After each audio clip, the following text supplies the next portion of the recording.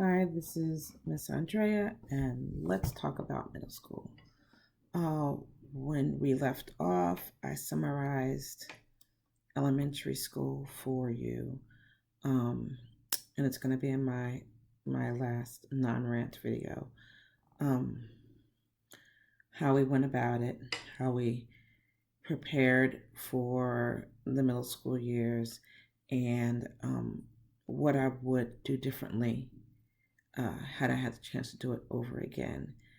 And let's do the same with middle school. And I think maybe we should take it one child at a time.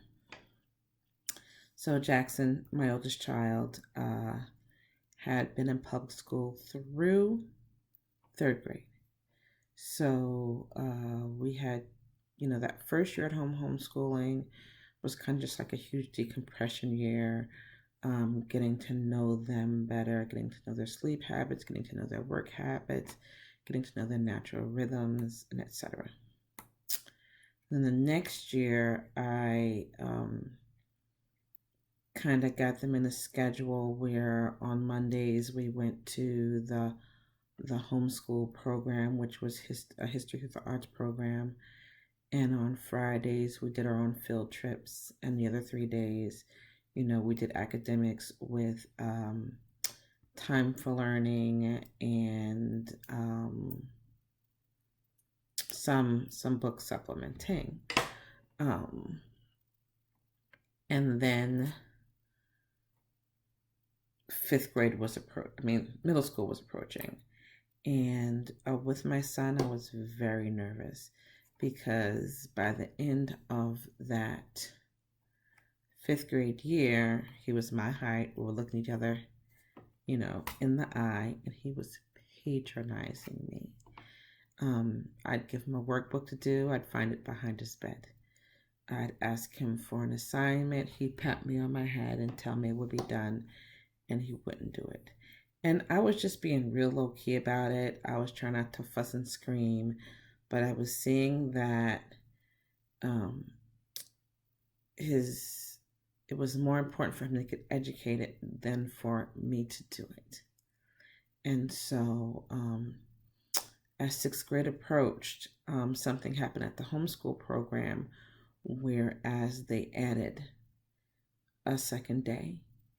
And that second day consisted of math, science, more history, and language arts. And I was like, okay, so Mondays we could do the Arts Through History program. Was it Tuesday or Wednesday? Because it moved around. We could do the academics, and the rest of the days we could spend at home um, doing the homework, for those programs.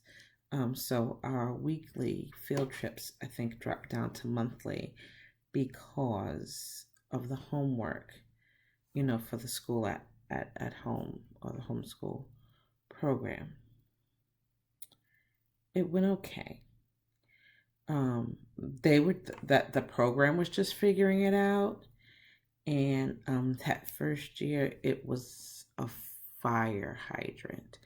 It was just kind of a seat time situation.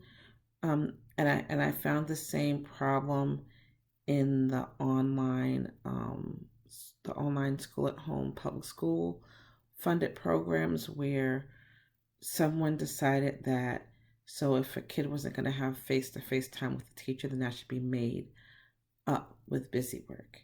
And so the homework was just so much, and we were stressed, and other parents were stressed. By the end of the year, it was worked out, to a reasonable amount. So my son did sixth grade, you know, in the 2 day a week program. One day was the arts, the next day was academics. We figured it out. It was stressful, but it was an accomplishment.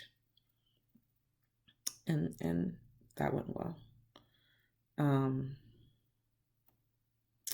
but the next year we decided to, what's the next year?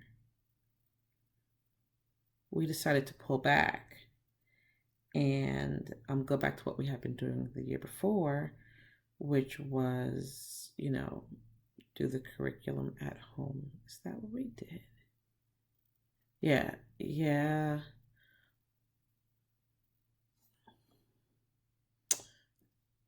So the next year we pulled back. I think what we did was we picked and choose and we didn't do the whole thing. We just said, okay, these two subjects, science is really hard. And language arts, he can do those with the accountability because I couldn't get him to turn on those assignments and we do the other things at home. So we kind of picked and chose and piecemealed it and did that next year, which was much smoother. What I ended up doing was getting a math tutor for him because, as good as I had been in math when I was younger, the math was a little weird and I was a little fuzzy, and I didn't want my confusion to turn into something learned wrong in math for him that would cause confusion later. So I hired a math teacher, and she ended up teaching him pretty much all the middle school math that year, but also refreshing me on that middle school math so that I was able to then turn around and teach it to my daughter. His 8th grade year, that homeschool program had really figured out how that educational day was supposed to look, and he was enjoying himself and he was making a lot of friends. So we went back to doing, the 2 full days a week, and it went okay, but there was one teacher who was also a public school teacher, and it seemed like she had an agenda, and she just didn't teach the class well, and she didn't grade the class well. So at the end of the year, I had to go back, and I think it was biology. I had to go back and reteach some and retest to make sure he had what he needed. And because I'm a homeschooler, the grades that they gave really didn't matter because at the end of the day, as a homeschooling parent, you get to look over the grades and see what's fair and see what's not, and you get to make those grades and retest and do whatever's appropriate. So that went okay. And then the next year for him was going to be high school. Something that did happen with the arts through the history program was that he had been in the program so many years, and it was a classical cycle, so he had come back around. So what they did for 8th grade is they went ahead and put him in the high school program. So he spent his 8th grade year on the arts day working with high schoolers, and he started to do editing. And because the high school program was more like more college based, where you could pick a focus and work toward it, and he was working toward computer stuff and film editing and stuff, and that was really cool. So that's how his middle school deal went. For her, I'm gonna want to say that middle school started in the 5th grade because, of course, we were tagging along behind her brother. And the 5th grade year for her was the year we had pulled back for him. So we were doing a lot of middle school stuff at home, taking advantage of the tutor, and they were both doing piano, and they were both going to swim, and I think they dabbled in and out of fencing, and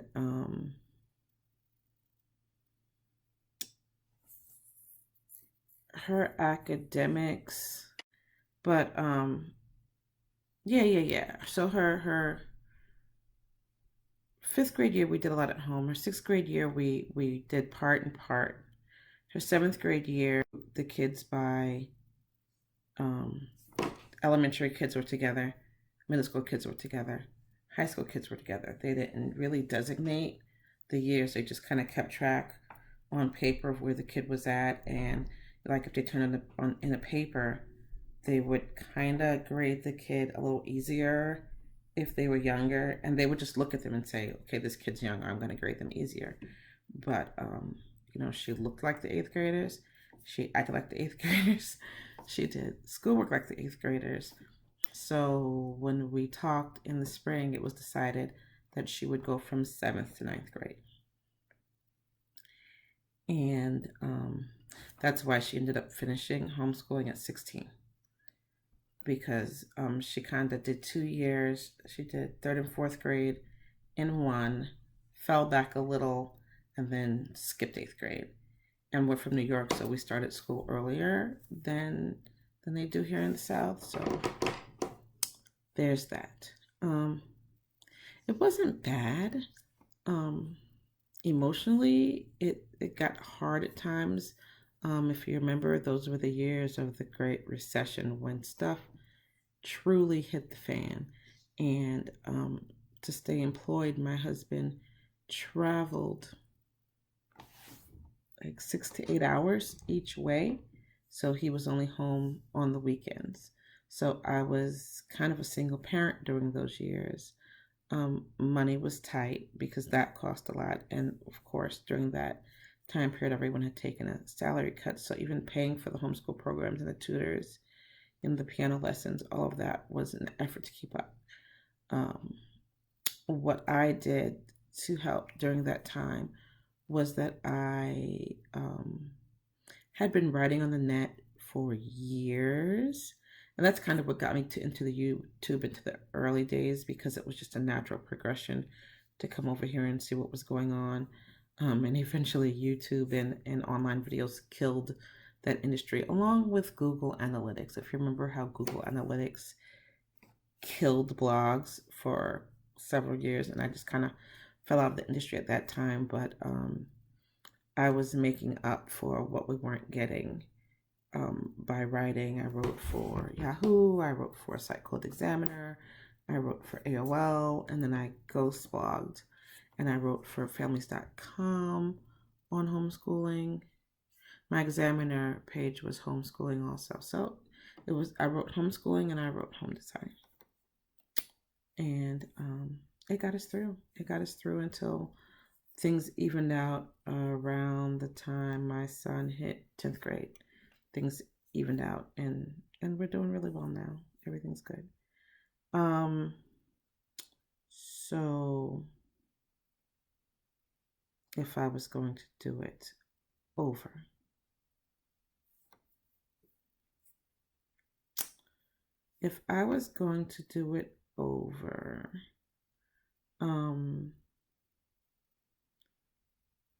I think I would have still used the outside of the home program 2 days a week, but I would have just done maybe just one or two subjects all 3 years.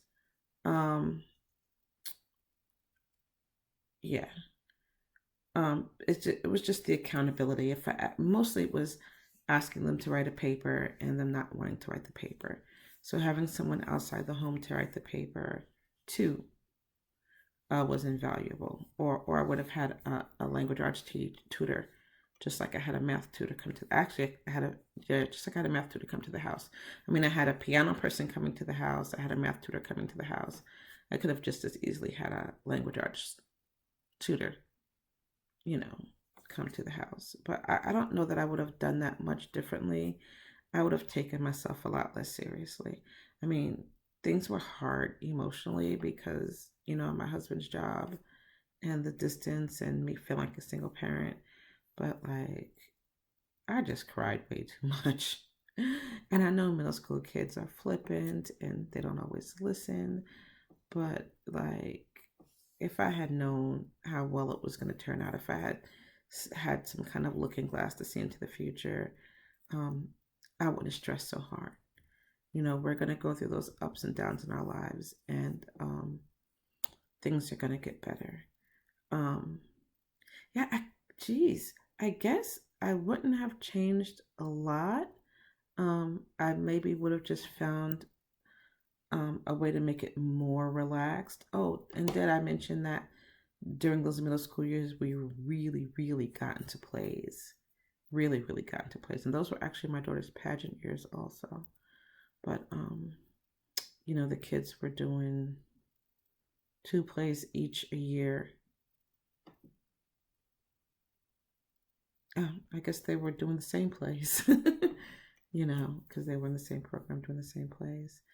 But I just would have found a way to make those 3 years as relaxed as our first year. Just some way to just pull back just a little and to take it a little easier now. But just like I gave a list of things that a homeschooler should really know coming out of 5th grade, there's some things that a homeschooler has to have down when they're about to go into high school. No ifs, ands, or buts. They need to have picked up the math. They need to have learned and cemented, the multiplication, division, fractions, percentages, and transposing those back and forth. And then they need to have gotten into pre-algebra. They need to have mastered pre-algebra and some early geometry. And if at all possible, they need to have done 9th grade math. They need to have done algebra if they are college bound. And I'm really only speaking to college bound homeschoolers anyway. I mean, all the homeschoolers are wonderful, but I understand I had a kind of a classical bent, and we've always been college bound. I went to college. My husband went to college. My mother went to college very late in life. College is just very important to us. We'll talk about the pros and cons and costs of college later, because that's some really good stuff that we need to get into. So they need to have done their math through algebra if they're college bound, through pre-algebra if they're not. Homophones straight. And middle school is a good time to play games to get through those. Words like allowed and allowed, 8 and 8, bear and bear, be and be, to be or not to be, bye, cereal, through, 2 and 2, week and week, weather or weather. Like, middle school is a really good time to take care of that, and a good time to make it a game, and to make it a really good way to passively learn it. So those are homophones. Homophones and antonyms. I mean, these are just good things to tackle at this age. Work on that spelling, and from now they should be by the time they get through 8th grade, they should have graduated from writing a strong paragraph to writing a strong 5-paragraph essay. The subject matter, to me, outside of math, is neither here nor there, because they're going to see it all again in high school at a more in-depth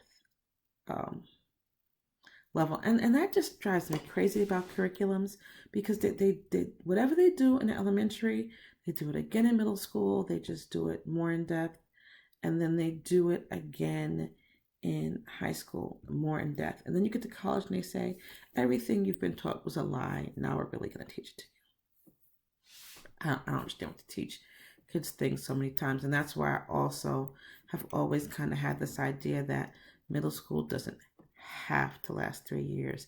Middle school is more about getting in a rhythm of being disciplined to get your assignments done on time. It's more about the maturity of being able to get through doing assignments and delivering what's been expected of you than the actual subject matter. So, geez, I hope that wasn't too confusing. And Until next time.